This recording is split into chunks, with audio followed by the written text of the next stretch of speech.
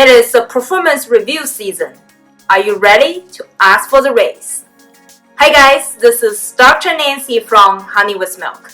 I teach negotiation and influence to help engineers and international professionals to get control of their life and their career. A few years ago, when I got my first job, I didn't negotiate the salary. A year later, I found out that I was underpaid. Then I went to my manager and asked for a raise. Eventually, I got 15% raise and also received the second highest bonus in my company. So today, let me share you some secrets that are very different from most people tell you. So first of all, let's talk about timing. Timing is one of the most important factors that impact your success. The reason is very simple, such as when you buy a stock, if you buy it at the wrong time or sell it at the wrong time, you probably will lose lots of money. Same thing for negotiation.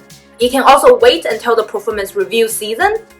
However, lots of HR told you that you need to wait until the performance review and ask for a raise. I am not HR, I am a hiring manager. Today I'm sharing you the secret behind the scenes. What they told you was wrong. Most companies, when they do performance review in December, it's extremely likely the decision was made in November. It's the performance review season right now. I prepared a long script and specific strategy to ask for a raise. Let's see this. Hi, Mr. Boss. Earlier this year, I launched a product to help cities reduce car crashes. Now already had $5 million in the bank because of my product. So therefore, I deserve a big raise. Sounds good. You did. Everybody likes your performance. We love your product. So therefore, here is your bonus for this year. See how much? Only $1,000? The decision was made already. So therefore, you at least need to ask a few weeks ahead of time before the decision was made. If I were you, I would also add another 1 month or 2 months before the decision making time so that you have the time to negotiate and influence your manager. For example, when I asked for my 15% raise, I asked in September. If you're new to a company, I highly recommend you to find out the decision-making process within a company as soon as possible so that you can plan your strategy at the right time.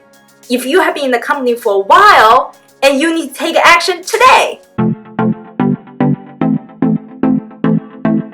So how to find this out? So first of all, try to identify who is very influential within the company. Who could be your peers, could also be the hiring manager in other departments. Please remember that each company's process is different. Therefore, I create a cheat sheet to describe the typical decision-making process of the company that you can use it to tailor and figure out what's the right process of your own company. So you can download the cheat sheet down below and modify it based on your findings.